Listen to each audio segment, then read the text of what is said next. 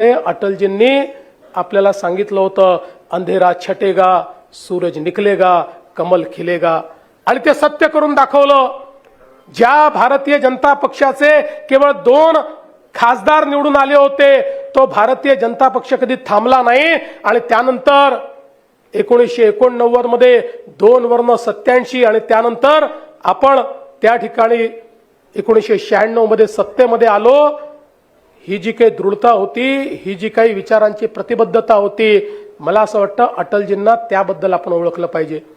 आणि म्हणून खरं तर आमची आता ही इच्छा आहे, याच मुंबईमध्ये अटलजींनी भारतीय जनता पक्षाचा जन्म या ठिकाणी घातलेला आहे. अटलजींच्या नेतृत्वात भारतीय जनता पक्ष जन्माला आलेला आहे. आणि जरी आम्ही अटल सेतू तयार केला असला तरी अटलजींचं एक उत्तम अशा प्रकारचं स्मारक या मुंबईमध्ये झालं पाहिजे, अशा प्रकारची आमची इच्छा आहे. आणि निश्चित पुढच्या काळामध्ये आपण ते देखील पूर्ण करू. आज या निमित्ताने जी सुरुवात अटलजींनी केली, आज आपल्याला पुन्हा एकदा या मुंबईच्या महानगरपालिकेमध्ये महायुतीची सत्ता आणून अंधेरा छटेगा, सूरज निकलेगा, कमल खिलेगा हे दाखवायचं. आम्ही कोणाला महापौर बनवण्याकरता या ठिकाणी ही लढाई लढत नाहीये. एखादा महापौर बनला नाही बनला याने काही फरक पडत नाही. आमची लढाई ही मुंबईकरांची लढाई आहे. या मुंबईकरांना ज्या प्रकारे भ्रष्टाचाराच्या विळख्यामध्ये टाकून ज्यावेळेस मुंबईकर मरत होते, त्याही वेळी प्रेताच्या टाळूवरचं लोणी खाणारे कोण होते हे आम्हाला मुंबईकरांना सांगायचं आहे. ज्यावेळी मुंबईकरांना मदतीची आवश्यकता होती, त्यावेळी कोण लोक महालात बसले होते आणि कोणाचे लोक हे आम मुंबईकराला लुटत होते, त्याचा पर्दाफाश करण्याकरता या निवडणुकीमध्ये आम्ही उतरलो. पारदर्शी प्रामाणिकतेतून मुंबईची महानगरपालिका चालली पाहिजे हा संकल्प घेऊन आम्ही या निवडणुकीमध्ये उतरलेलो आहोत. आणि या मुंबईमध्ये ज्या प्रकारे आज राष्ट्रवादी आमच्या ज्या शक्ती आहेत, या शक्तींच्या विरुद्ध ज्या प्रकारे जिहादी मानसिकता तयार होते आहे, ती मानसिकता ठेचण्याकरता या निवडणुकीमध्ये आम्ही उतरलेलो आहोत. आणि म्हणून आपल्या सर्वांना माझी विनंती आहे, आज तर अटलजींना आदरांजली आपण देतोच आहोत, पण खरी आदरांजली अटलजींना ही 16 जानेवारीला आपल्याला द्यायची आहे.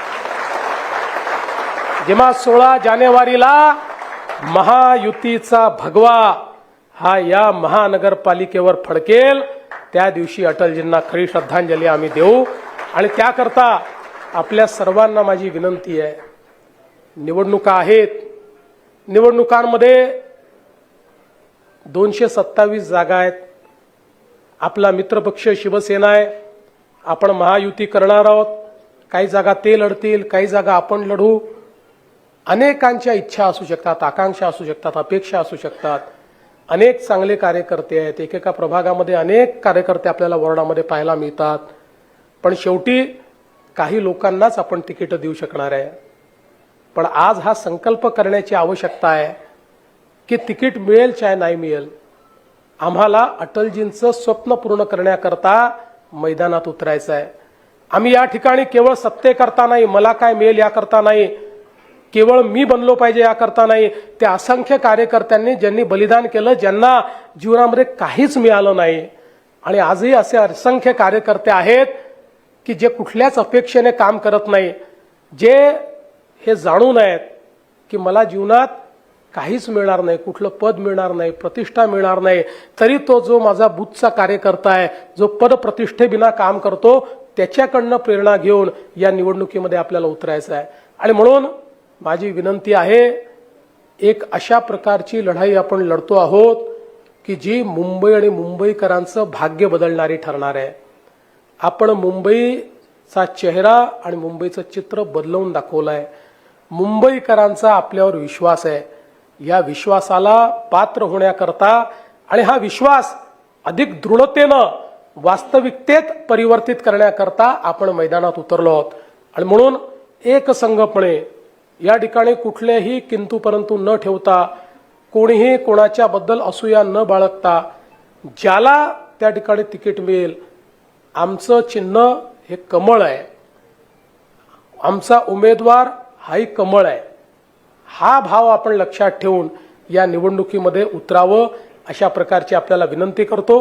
पुन्हा एकदा श्रद्धेय अटलजींना त्या ठिकाणी खूप खूप आदरांजली अर्पित करतो आणि पुन्हा एकदा त्यांच्या विचारांवर चालण्याचा दृढ संकल्प घेऊन मी माझं बोलणं संपवतो। धन्यवाद। जय हिंद, जय महाराष्ट्र।